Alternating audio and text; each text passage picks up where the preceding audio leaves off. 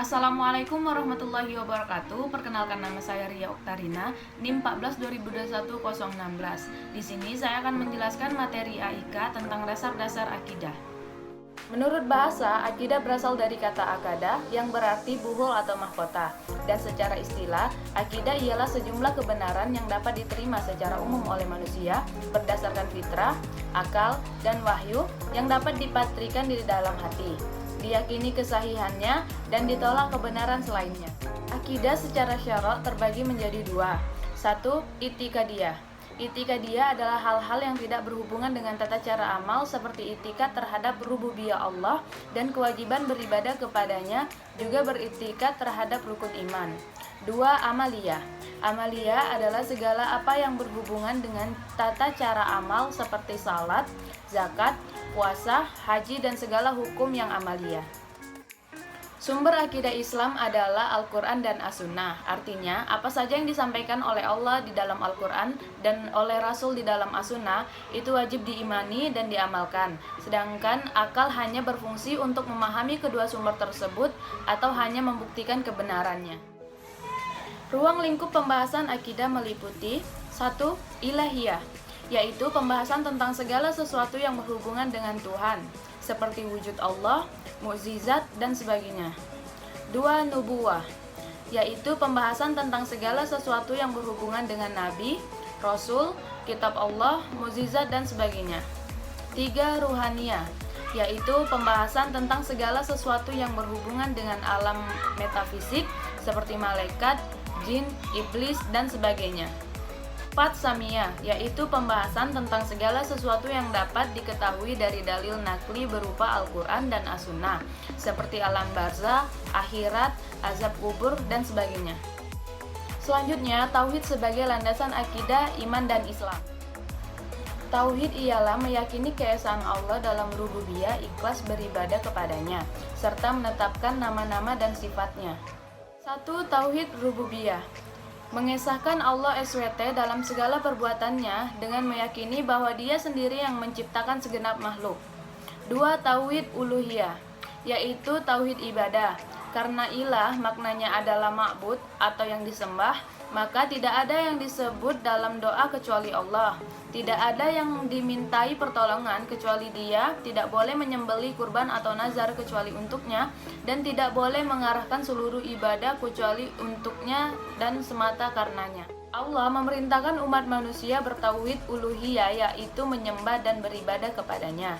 Dia menunjukkan dalil kepada mereka dengan tauhid rububiyah, yaitu penciptaannya terhadap manusia sejak Adam alaihissalam hingga yang terakhir, penciptaan langit dan bumi serta seisinya, penurunan hujan, penumbuhan tumbuh-tumbuhan, mengeluarkan buah-buahan yang menjadi rizki bagi hambanya. Oleh karena itu, maka sangat tidak pantas jikalau menyekutukannya dengan yang lain. 3. Tauhid asma wa sifat, ialah beriman kepada nama-nama Allah dengan sifat-sifatnya, dengan tidak membanding-bandingkan nama atau sifatnya dengan makhluk ciptaannya, karena sifat-sifat Allah itu tidak akan setara dengan yang lainnya. Berikut sifat-sifat Allah Subhanahu wa Ta'ala. 1. Al-Qudrah atau berkuasa. 2. Al-Irada atau berkehendak. 3. Al-Ilmu atau berilmu. 4. Al-Hayat atau hidup. 5. Al-Samu dan Al-Bashar atau mendengar dan melihat. 6. Al-Kalam atau berbicara. 7. Al-Istiwa alal arsy atau bersemayam di atas arsy. 8. Al-Ulu atau tinggi. Al-Fauqiyah atau di atas. Dan yang terakhir, Al-Ma'iyah atau kebersamaan.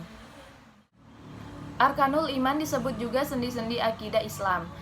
Termaktub di dalam hadis Nabi dari Umar radhiyallahu anhu yang artinya, iman itu ialah engkau percaya adanya Allah, malaikat-malaikatnya, kitab-kitab sucinya, rasul-rasulnya, hari akhir, dan engkau percaya adanya takdir baik atau buruk darinya.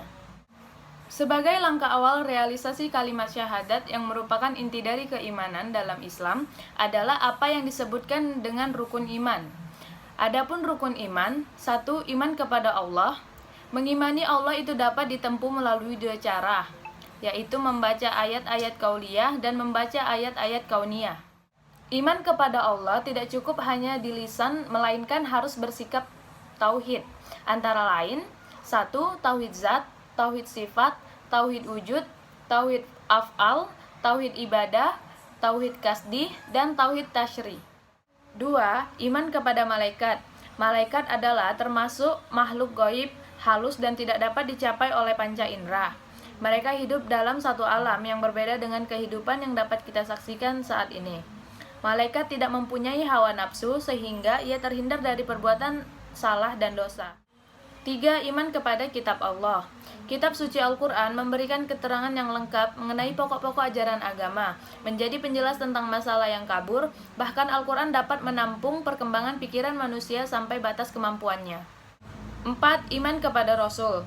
Rasul adalah manusia pilihan yang menerima wahyu dari Allah Subhanahu wa Ta'ala untuk disampaikan kepada umat manusia serta menjadi teladan utama. 5. Iman kepada hari akhir. Percaya pada hari akhir merupakan salah satu sendi keimanan yang terpenting, yang dapat meyakinkan kita bagaimana asal kejadian segenap benda di alam ini dan akan mengetahui titik akhirnya. Dengan meyakini hari akhir pasti terjadi, maka tentulah akan mengingatkan keimanan dan ketakwaan kepada Allah Subhanahu wa Ta'ala. 6. Beriman kepada qada dan qadar. Kita harus beriman kepada qada dan qadar agar dapat semakin berusaha merubah keadaan hidup dan dapat menghindari sikap putus asa serta berburuk sangka kepada Allah Subhanahu wa Ta'ala.